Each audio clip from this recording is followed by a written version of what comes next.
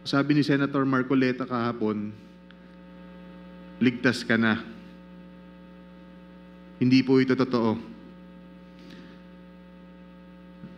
Si Senator Jinggoy Ejercito Estrada, Senator Joel Villanueva, Yusek Robert Bernardo, at D. Alcantara.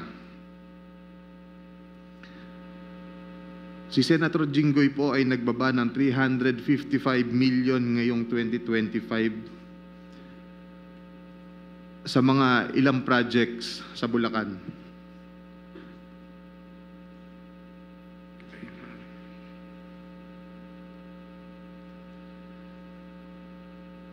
At ang sabi po ng boss ko dito ay 30% ang commitment dito. Ang mga projects po na to ay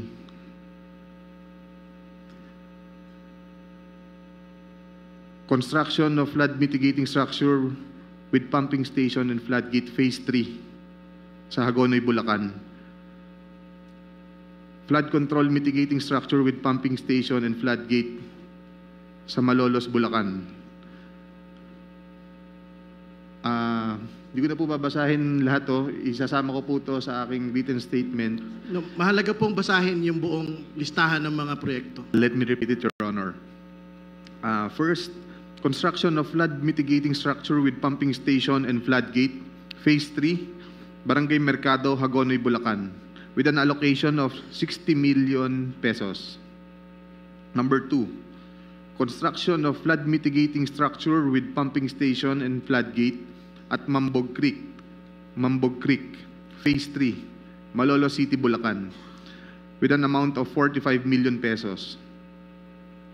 Construction of flood mitigating structure with pumping station and floodgate, phase 3, Barangay Iba, Hagonoy, Bulacan, amounting to 60 million pesos.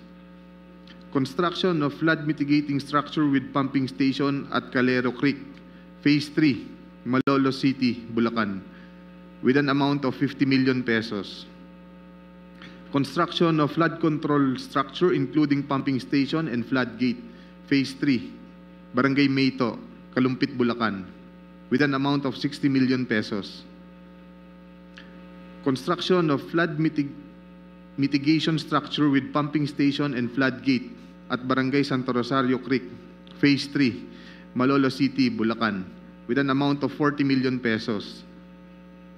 And last, construction of flood mitigation structure including pumping station and floodgate, phase 3, Barangay Carillo, Hagonoy, Bulacan, with an amount of 40 million pesos. And all of that with a total of 355 million pesos, Your Honor. This is supposedly the allocation of which political personality?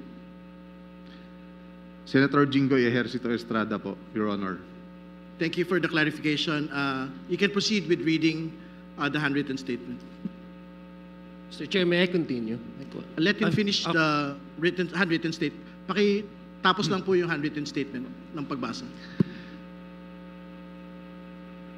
Nagbaba po si Senator Jinggoy at ang kanyang SOP dito ay 30% as per our District Engineer Henry Alcantara. I-deliver ito nung lumabas ang mga item na to sa GAA. Mga driver namin sa DPWH Bulacan First ang nag-deliver sa kausap nila. Si Christian Santiago at saka si Andre Balatbat.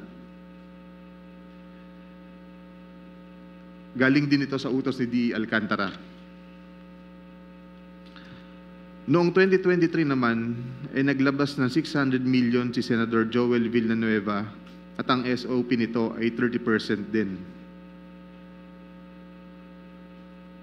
If I'm not mistaken, sorry.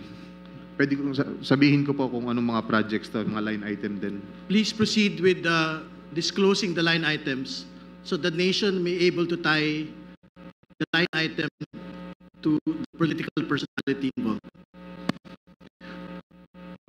First, rehabilitation of flood control structure along Balagtas River, Barangay Panginay, Tuwawa, Phase 3, Balagtas, Bulacan, with an amount of 75 million pesos.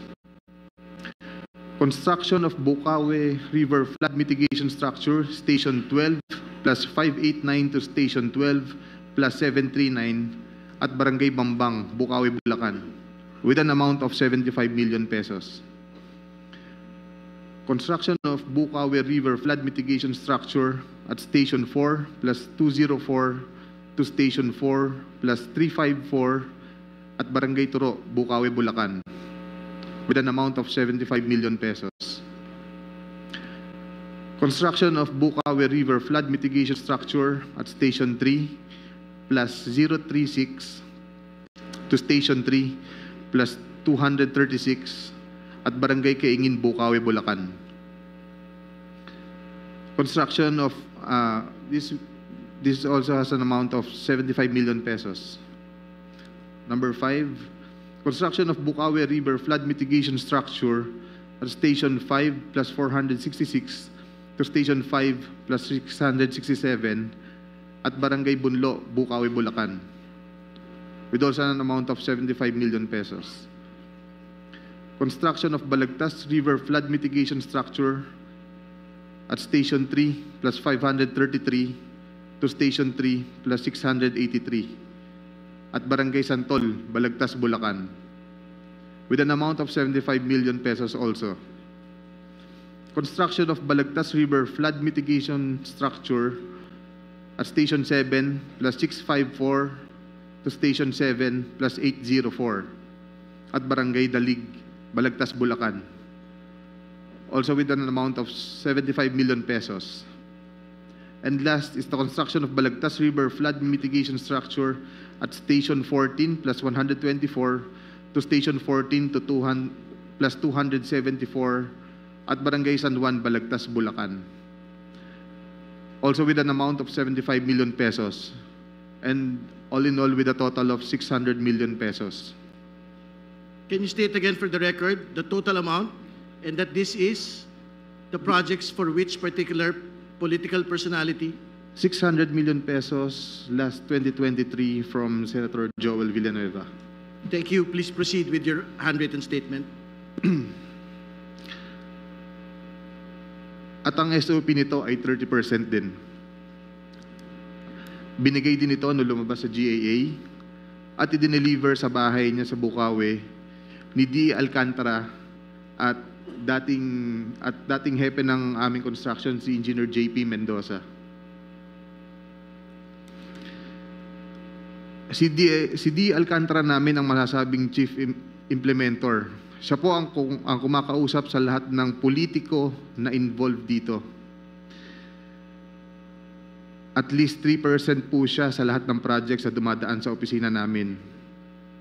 At pinapasabi pa nga sa amin sa mga kontraktor na kung gusto nyong magkaroon ng maraming projects sa susunod, ay magbigay kayo ng additional na 2% sa kanya.